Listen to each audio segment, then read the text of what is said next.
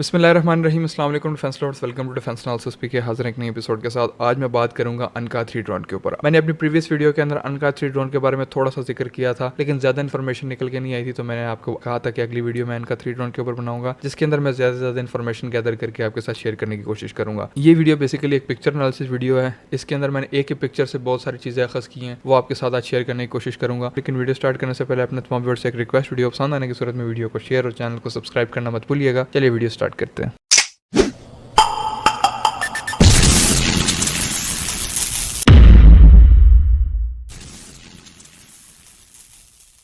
सबसे पहले बात कर लेते हैं अनका 3 के ऊपर। अनका 3 एक ऐसा कॉन्सेप्ट है जो तुर्किश इन्वेंट्री के अंदर इससे पहले इस तरह का कॉन्सेप्ट और डिजाइन जो है वो पाया नहीं जाता था। ये एक हेल्दी एडिशन है तुर्किश ड्रोन इंडस्ट्री के अंदर। अगर सबसे पहले अगर तुर्किश ड्रोन इंडस्ट्री के ऊपर थोड़ी सी नजर दौड़ाई जाए तो उनके पास medium altitude long endurance category के अंदर TB2 ड्रोन मौजूद है। बड़ा जबरदस्त जहाज है। दुनिया की तकरीबन 20-25 कंट्रीज इसको इस्तेमाल कर रही है। पाकिस्तान एयरफोर्स भी इसको इस्तेमाल करती है। इसके अलावा हाई एल्टीट्यूड लॉन्ग एंड्योरेंस यानी हेल UAVs के अंदर अकिंसी ड्रोन या किंजी ड्रोन, जैसे आप उसको प्रोनाउंस कर सकते हैं, हेल ड्रोन की कैटेगरी के अंदर अकिंसी ड्रोन है। फिर इसके अलावा एक एक्सुंगर ड्रोन भी मौजूद है जो कि नेवल प्लेटफॉर्म है। वो थोड़ा सा डिफरेंट तरीके से काम करता है वो भी MALE UAV medium altitude long endurance drone, लेकिन वो थोड़ी पेलोड ज्यादा कैरी कर सकता है। लॉन्ग टाइम सर्वेलेंस के लिए इस्तेमाल किया जाता है, जैसे कि उसकी एंड्योरेंस टाइम तकरीबन 60 घंटे प्लस का बताया जाता है। डिफरेंट किस्म का सेंसिंग मटेरियल कैरी कर सकते हैं। इसके अलावा जो है वो मैरी टाइम और नेवल ऑपरेशन करने के लिए जो है वो केपेबल है। तो एक्सुंगर ड्रोन थोड़ा सा जो है वो मैरी टाइम या आप कह सकते हैं कि नेवल मिशन के लिए स्पेशलाइज या कैपिटलाइज किया गया है। आ जाते हैं अब स्टेल्थ UAVs की तरफ। तो तुर्किश इन्वेंट्री के अंदर अभी हमने रिसेंटली देखा है कज़िल्मा बहुत ज्यादा हॉट केक है इस वक्त। तुर्किश इन्वेंट्री के अंदर कज़िल्मा के आए दिन नए से नए टेस्ट परफॉर्म किए जाते हैं। वो फ्यूचर के अंदर पता लगेगा कि वो किस मकसद के लिए इस्तेमाल किया जाता है, लेकिन अभी अगर बेसिक स्पेसिफिकेशंस थोड़ी सी देख ली जाए पेचीदा तो ये है कि वो एक सबसोनिक स्पीड के ऊपर फ्लाई करने वाला अनमैन्ड कॉम्बैट एरियल व्हीकल है। फ्यूचर के अंदर इसके डिफरेंट वेरिएंट्स जो है वो एक्सपेक्टेड है, जिसके अंदर डुअल इंजन वेरिएंट भी एक्सपेक्टेड है जो कि सुपरसोनिक स्पीड के ऊपर फ्लाई करेगा। पॉसिबिलिटी है कि नेटवर्क सेंट्रिक वॉरफेयर के अंदर इनकॉर्पोरेट करके उसको जो है जहाज के साथ as a flying wing concept की तरह इस्तेमाल किया जाए। With the passage of time ये सारी चीजें अनफोल्ड होगी, अभी उसके बारे में कुछ भी कहना कबल अज़ वक्त है। फिर इसके बाद अगर हम देखें तो उसके बाद ये अनका 3 जो है ये आ जाता है। अब अनका 3 जो है इसकी स्पेशलिटी इसके ऊपर थोड़ी सी मैं बात करना चाहूंगा। अनका 3 अगर इसके सबसे पहले डिजाइन की बात की जाए, ये basically low observable flying wing UCAV है। UCAV मतलब unmanned combat aerial vehicle. UAV unmanned aerial vehicle और UCAV unmanned combat aerial vehicle है। दोनों के अंदर डिफरेंस क्या है वो भी मैं आगे चल के आपको बताता हूँ। व्यूअर्स अब बात कर लेते हैं जो चीजें मैंने इस पिक्चर के अंदर नोटिस की है। बेसिकली मैंने आपको स्टार्ट में बताया था एक पिक्चर एनालिसिस होगी, तो उसके बारे में थोड़ी सी बात कर लेता हूँ। सबसे पहले आपको इस ड्रोन के ऊपर पेपर ट्यूब्स दिखाई देंगी जो कि फ्रंट नोज कोन पे है और साइड्स के ऊपर लगी हुई है। मैंने आपको मार्कअप भी करके दी हुई है। ये बेसिकली क्या होती है, इसको टेस्टिंग ट्यूब्स भी कहा जाता है और उसको पेपर ट्यूब्स भी कहा जाता है। ये बेसिकली टेस्टिंग पर्पसेस के लिए होती है। कोई भी एयरक्राफ्ट है, वो UAV है या फाइटर जेट है या कोई भी ऐसा प्लेटफॉर्म जिसने एयरबॉर्न होना है, तो उसकी जो टेस्टिंग है उसके एनालिसिस के लिए या उसके रिजल्ट की सिंथेसिस के लिए जो है ये बेसिकली इस्तेमाल किए जाते हैं। इन शॉर्ट ये है कि जब भी कोई एयरक्राफ्ट जो है वो टेस्टिंग फेजेस के अंदर होता है, जब उसको उड़ाया जाता है या उसको ग्राउंड के ऊपर टेस्ट किया जाता है, तो उसके टेस्ट का जो रिजल्ट है वो उसको इकट्ठा करने के लिए ये जो टेस्ट ट्यूब्स हैं या पेपर ट्यूब्स हैं इस्तेमाल की जाती है। इससे एक चीज तो वाज़ेह है कि किसी किस्म का ऑफिशियल जो है इसका रोल आउट नहीं हुआ अब ये टेस्टिंग फेसेस के अंदर ही है और इसकी भी first flight I think so के नहीं हुई भी। इसके ऊपर अभी ग्राउंड टेस्टिंग ही चल रही है। फिर सेकंड चीज जो मैंने इसके अंदर नोटिस की है कि इसके अंदर डेफिनेटली ये लो ऑब्जर्वेबल यानी स्टेल्थ डिजाइन है। इसके अंदर इंटरनल वेपन बे भी होगा। इस इंटरनल वेपन बे के साथ साथ जितने भी स्टेल्थ प्लेटफॉर्म्स हैं, वो F-35 है, वो J-20 है, Su-57 है या वो F-22 रैप्टर है, कोई भी स्टेल्थ प्लेटफॉर्म है। इन स्टेल्थ प्लेटफॉर्म्स के साथ जो है एक ये मसला है कि ये वेपन्स बहुत ज्यादा कम कैरी कर सकते हैं इंटरनल वेपन बे के अंदर। With the passage of time इसको ओवरकम करने के लिए स्मार्ट मिशंस जो है वो बनाए जा रहे हैं, जो कि साइज में भी छोटे हैं और ज्यादा एक्यूरेटली काम करते हैं। लेकिन अभी तक आप कह सकते हैं कि इंटरनल वेपन बे के अंदर जो वेपन कैरिंग कैपेसिटी है किसी भी फाइटर जेट की या किसी भी एयरक्राफ्ट की या किसी भी स्टेल्थ UAV की, वो बहुत ज्यादा लिमिटेड है। इसी चीज को काउंटर करने के लिए जो कंट्रीज है वो बेसिकली एक बेस मोड भी मुतारिफ कराती हैं, जिसके अंदर जो है वो आप एक्सटर्नली वेपन कैरी कर सकते हैं, जिसके लिए एक्सटर्नल हार्ड पॉइंट होना जरूरी है। इस UAV के अंदर जो है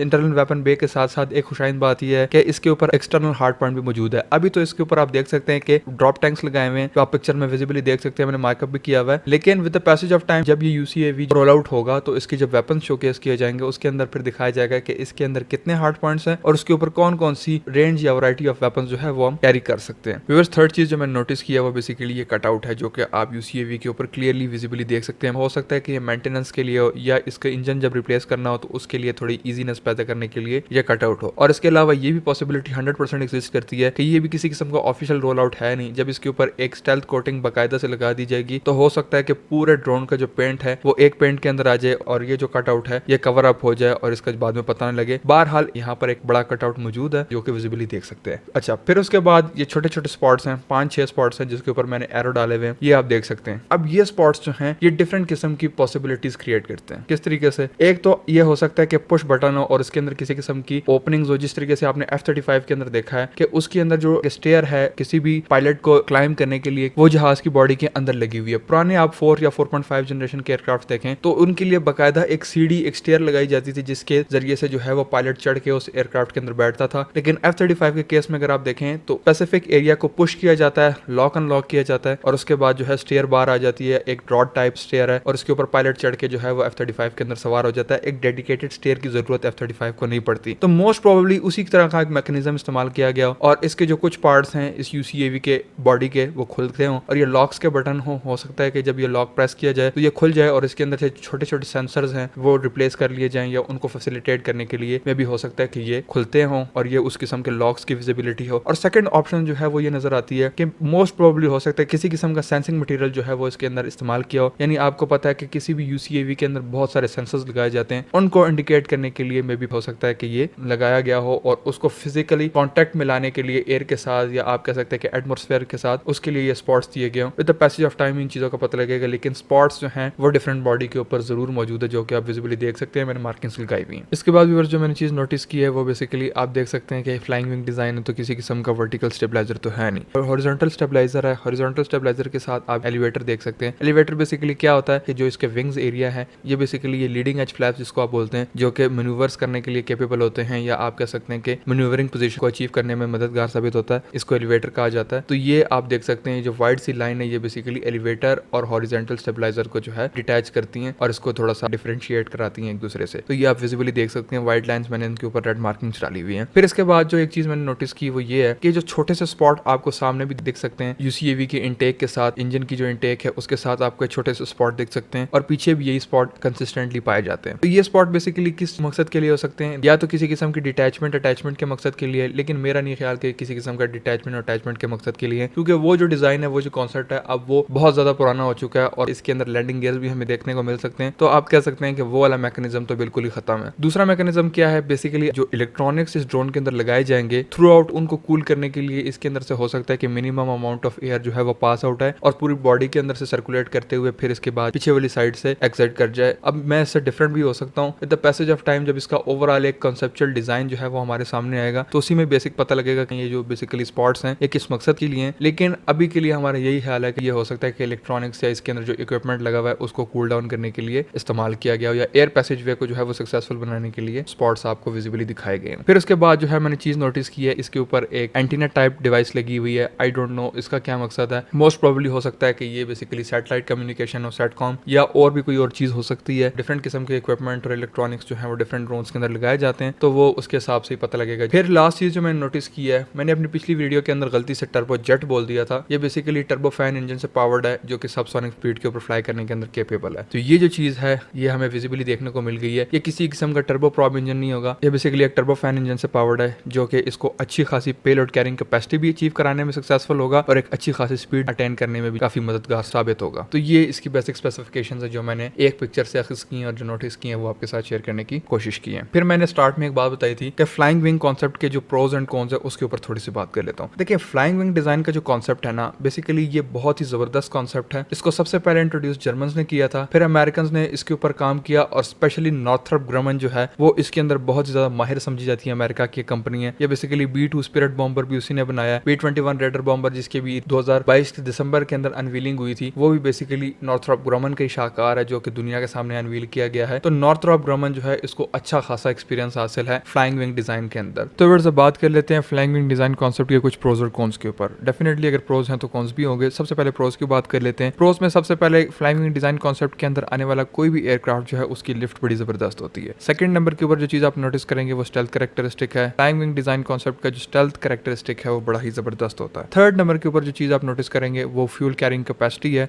और फोर्थ नंबर के ऊपर फ्यूल कैरिंग कैपेसिटी के साथ साथ फ्यूल एफिशिएंसी भी flying wing design design concept की बड़ी जबरदस्त है। ये 4 चीजें हैं जो कि बेसिकली एक फ्लाइंग विंग डिजाइन के प्रोज के अंदर कंसिडर की जा सकती हैं। फिर उसके बाद आ जाते हैं कॉन्स के ऊपर। 3 जो है वो नेगेटिविटीज हैं इस डिजाइन की। एक जो बेसिकली स्टेबिलिटी है, फ्लाइंग विंग डिजाइन कॉन्सेप्ट की जो स्टेबिलिटी है वो बहुत ज्यादा वीक होती है। सेकंड चीज जो आप नोटिस करेंगे वो ये है कि इसकी जो मनूवरेबिलिटी है वो भी at the same time poor हो जाती है। जब इसके ऊपर किसी किस्म की हॉरिजॉन्टल टेल नहीं है, रडल नहीं है, तो इसको मनूवर करने में थोड़ी सी स्ट्रगल करनी पड़ती है। इसकी जो मनूवरेबिलिटी है वो थोड़ी सी बैड समझी जाती है। फिर थर्ड नंबर के ऊपर जो चीज आप नोटिस करेंगे जो कि इसकी कॉन्स के अंदर कंसिडर की जाती है, जब ये लैंडिंग करता है तो इसकी जो स्पीड है वो बहुत ज्यादा हाई हो जाती है और इस टाइम के अंदर इसको कंट्रोल करने के लिए काफी बड़ा रनवे चाहिए होता है, जिसको इसका एक कॉन कंसिडर किया जाता है। क्योंकि जब ये हाई स्पीड के ऊपर लैंड करता है तो उससे इसके जो क्रैश करने के चांसेस है उसका रिस्क बढ़ जाता है। तो ये बेसिकली कुछ प्रोज और कॉन्स थे एक फ्लाइंग विंग डिजाइन कॉन्सेप्ट के। इंशाल्लाह आपको एक और वीडियो बना के दूंगा जिसके अंदर मैं आपको बताऊंगा कि ये कॉन्स क्यों कॉन्स समझे जाते हैं और प्रोज क्यों प्रोज हैं, इसके पीछे बेसिक वजूहात क्या है। तो व्यूअर्स ये थी आज की वीडियो, आज की इन्फॉर्मेशन होपफुली आपको पसंद आई होगी। वीडियो पसंद आने की सूरत में वीडियो को शेयर, चैनल को सब्सक्राइब और कमेंट सेक्शन में अपनी राय का इजहार करना मत भूलिएगा। वीडियो आखिर तक देखने का बहुत बहुत शुक्रिया। मैं आपसे मिलता हूँ नेक्स्ट वीडियो में, तब तक के लिए अल्लाह हाफिज। पाकिस्तान